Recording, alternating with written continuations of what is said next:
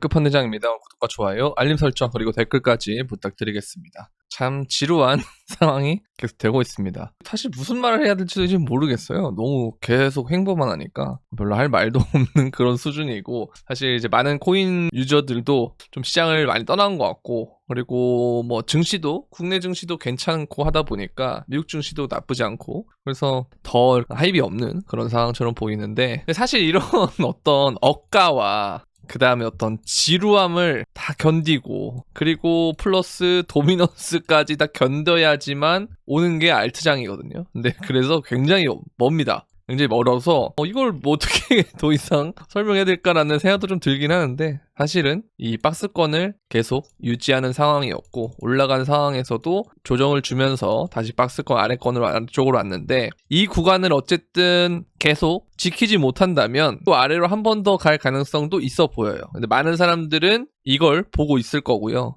그래서 저는 사실 여기서 버틴 다음에 갑자기 뜬금없는 장대 양봉으로 이렇게 미는 그런 움직임이 나오면 오히려 이게 개미 털기에 굉장히 좋을 거다라는 생각을 좀 하고 있거든요. 그래서 이렇게 일단 된다고 하면 이 상황 때 도미가 어떻게 가는지 그걸 보고 대응을 하는 게 가장 좋지 않을까 싶어요. 왜냐면 보통 우리가 비트코인 사이클을 갈 때는 신고점을 뚫고 본격적으로 달리기 시작할 때 도미넌스는 보통 올랐거든요. 그러면 우리가 이걸 보고 미리 알트를 사놨다가, 알트를 막 엄청 사놨다가 이런 거 맞으면 또 문제가 생겨요.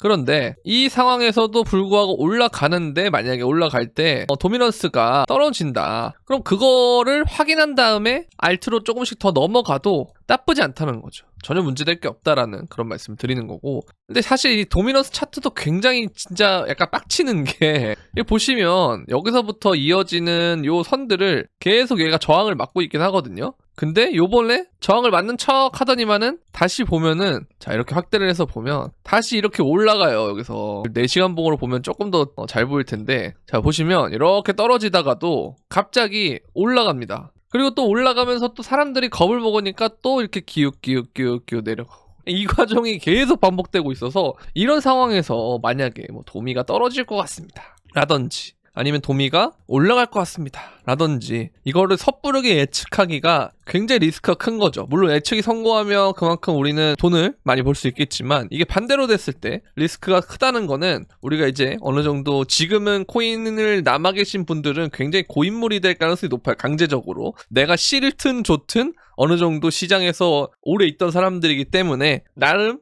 이게 뭔가 도미가 오르는 게 좋은 건 아닌 것 같은데 라는 생각을 나중에는 어느 정도는 어렴풋이 알게 되거든요. 그래서 그러다 보면 사실 이렇게 됐을 때 대응하기가 굉장히 어려워요. 근데 그래도 우리가 긍정적으로 생각해 볼 건 뭐냐면, 제가 이제 참 많은 이야기들을 드리는데 그래도 좀 비슷한 얘기들만 하는 것 같아요, 그죠? 근데 그래도 여러분들, 그런 이야기들이 지난 다음에야 우리는 알게 된다는 거, 그걸 좀 아셨으면 좋겠습니다. 그러니까 이때도 보면 도미넌스가 내려가는 것 같다 해서 알트를 좀 봐야 된다라는 얘기를 많이 할 때였어요. 그때가 언제냐면 2020년 9월쯤인데요. 그 다음에 2020년 12월 말, 그러니까 정확하게 얘기하면 1월 4일 정도까지, 2021년 1월 4일 정도까지는 어떻게 됐냐면 도미넌스가 계속 오릅니다. 그 다음에 얘가 떨어지면서 본격적으로 우리가 알트장이라는 것을 시작을 한 건데, 이걸 우리가 비트코인 차트로 다시 한번 놓고 보면 이 9월 달부터 여기까지는 그냥 계속 비트코인만 올랐다고 보시면 돼요. 그리고 이 과정에서 도미넌스가 좀 오르는데 비트는 떨어지니까, 비트가 떨어지는데 도미가 오르려면은 보통 두 가지 케이스가 있어요. 첫 번째 1번, 2번 이렇게 보면은, 첫 번째는 뭐냐면 비트보다 알트의 하락률이 더 적은 거, 그러니까 비트가 더 큰 거죠, 알트보다 하락률이. 요게 두 번째 케이스가 뭐냐면 비트가 떨어지는데 알트가 하락이 안 나오고 오르는 케이스.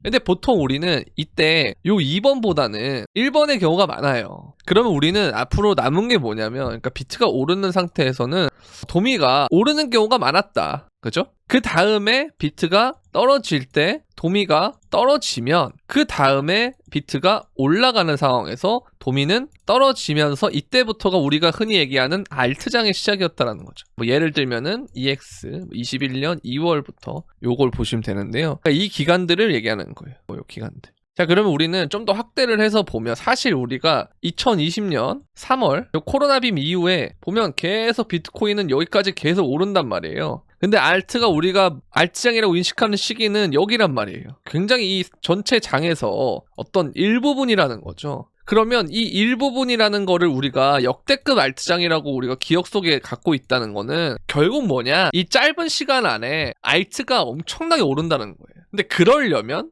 아이러니하게도 도미니가 올라가 줘야 된다. 이게 좀 있는 거예요. 그래서 지금 상황에서 다시 이걸 알고 이 상황을 다시 되돌아오면 지금 상황에서 어쨌든 얘는 이 구간이 신고점이고 여기서 횡보를 하는 기간이 있는데 그 다음에 만약에 위로 돌파한다라고 했을 때 도미넌스가 올라갈 확률이 좀 더 높겠구나. 이전의 사이클을 봤을 때는. 그러면 아직까지는 우리는 비트와 현금 비중을 잘 가지고 있고 알트는 천천히 봐야겠구나. 이게 제가 계속 이때부터 계속 했던 말이거든요. 근데 지금 보면 사실 그게 맞아요. 알트랑 비트랑 비교를 해봤을 때 보면 비트는 이미 이때보다 회복을 다 해서 이런 상황이 왔는데 알트는 이때보다 훨씬 많이 떨어졌죠. 그래서 그런 거 보면 일단 그게 맞아요. 그런데 그러면 평생 그러면 알트를 사면 안 되는 거냐? 이제는 그런 생각을 하는 사람들 좀 많거든요. 이제 변했다. 사이클이 변했고 뭐 여러 가지 이야기들 할 텐데 사실 그럴 때는 오히려 알트가 점진적으로 기회가 오는 건 맞습니다만 제가 말씀드린 것처럼 요걸 뚫을 때 도미넌스가 어떻게 되는지를 봐야 된다. 근데 지금은 그걸 뚫는 상황이 아니고 여기서 계속 횡보를 하는 상황이기 때문에 그래서 더 제가 여러분들에게 해드릴 말이 없고 지루함 속에서 우리는 인내를 해야 된다. 이게 어쩔 수가 없는 거예요. 지금 상황이.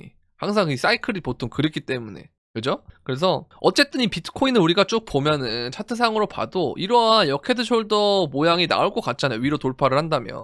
그럼 우리는 이만큼의 힘을 바탕으로 해서 이 위에 올릴 만한 힘이 남았다는 거기 때문에 훨씬 더 이후에 상승이 시작될 때는 강력한 상승이 된다는 거죠. 근데 그 강력한 상승이 되기 위해서는 사실 여기서 힘을 모으는 시간이 길면 길수록 상승도 크다는 거예요. 그래서 내가 너무 힘들다 그러면 뭐 잠시 이제 뭐 증시나 이런 데를 좀 갔다 오시던지 아니면 좀 쉬던지 뭐 이런 상황은 하되 영영 떠난다는 제가 봤을 때는 안 될 것 같긴 해요. 왜냐면 그 떠났다고 했던 사람들이 사실 이때 다 돌아왔잖아요. 2025년 뭐 1월 달에 ETF 되고 뭐 1억 돌파한다 그러고 막 그럴 때 돌아왔단 말이에요. 그러니까 결국 무슨 말이냐? 떠나도 돌아온다. 그럴 거면 이게 내가 돌아온다고 한 시점이면 대대적으로 사실 사람들에게 매력적인 상품이 돼야 되는 거거든요. 그러면 그 매력적인다는 말은 뭐겠어요? 가격이 방방방방 띄워주면 매력적인 상품이 된다는 거고 그걸 내가 시장 밖에 있으면 실시간으로 그거를 캐치할 수 없기 때문에 막상 떠난다고 하더라도 돌아오게 되면 그게 고점일 가능성이 높다는 거죠.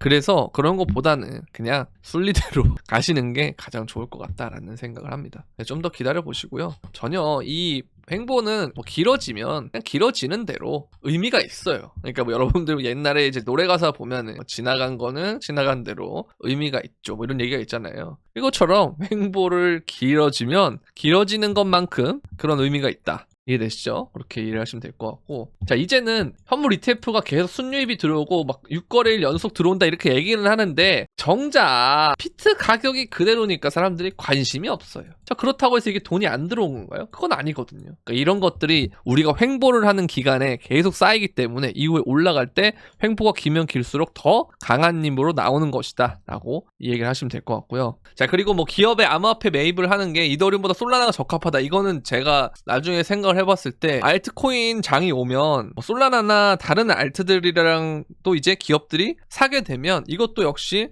긍정적인 상황으로 되지 않을까 싶고 그 다음에 JP모건이 JPMD라는 상표를 출원했다고 하는데요. 스테이블 코인을 출시를 암시를 하고 있다. 이 서클도 우리가 상장을 했고 얘도 이제 이런 걸 하는 걸 보면 이제는 정말 기업들이 더 많이 우리 시장에 들어올 가능성이 높다. 우리가 예전에 2021년에 페이스북이 메타로 사명을 바꿔서 갑자기 무슨 메타버스 관련주가 미친듯이 뛴 것처럼 이번에는 진짜 기업들이 투자를 하고 그런 일들이 정말 많아지지 않을까라는 생각을 좀 개인적으로는 하고 있다라는 거 그런 부분들을 좀 생각해볼 필요가 있다라는 거. 자, 어찌됐든 뭐 알트장이나 이런 것들 좀 봤을 때는 비트 대비 알트 이런 걸 보면은 결국 골든크로스 당시에 저가 매수세는 단 몇 주 만에 100배나 치솟았다. 다음 알트 시즌 6월 18일 시작된다는데 이거는 전 잘 모르겠고요. 어쨌든 뭐 그거는 잘 모르겠지만 어찌됐든 골든크로스가 되려고 하고 있고 이 부분을 수렴한 이후에 뚫게 되면 굉장히 가파른 속도로 올라갈 수는 있다라는 거. 근데 그게 오기까지 우리가 선제적으로 예상을 하기보다는 여기서 계속 얘네들은 우리를 약 올리기 위한 운전을 하고 있으니 이거는 좀 더 우리는 지켜볼 필요는 있다. 지켜보고 상황에 맞게 대응하자가 일단은 계속 결론인 것 같아요. 이게 막 빠르게 바뀌거나 하면 저 역시도 이제 영상을 좀 더 많이 찍고 할 텐데 근데 이게 사실 찍을 거리가 이제는 거의 없기 때문에 오히려 이제 찍으면 찍어서 여러분들을 좀 더 힘들게 하는 거 아닌가라는 그런 생각도 가끔씩 들 때가 있고요. 그래도 뭐 이걸 통해서 계속 힘을 얻는다는 사람도 있기는 한데 그래도 이제는 그분들조차도 지루할 시기인 것 같아요. 근데 사실 우리가 세력이라는 사람들을 직접 우리가 만나보지는 못하지만 만약 우리가 세력이라면 어떻게 할까? 어떻게 개미를 털까? 어떻게 운전을 할까라는 쪽으로 생각을 해보면 이렇게 해야 개미들이 지루해서 못하겠구나. 그리고 저 같은 고인물도 포기할 정도로 그렇게 만들려면 정말 지루하게 만들어야겠구나. 라는 생각들을 좀 하면서 우리가 시장을 바라본 다음에 한 발짝 정도 뒤에서 바라보면 오케이. 이 시간들은 결국은 나중에 되면 엄청난 자양분으로 작용할 가능성이 높겠구나. 이 시장을 완전히 떠나지는 말아야겠다. 라는 그런 생각으로 삼았으면 좋겠습니다. 자, 오늘 영상은 여기까지 하도록 하겠고요. 도움이 되셨다면 구독과 좋아요, 알림 설정 그리고 댓글까지 부탁드리면서 그럼 안녕.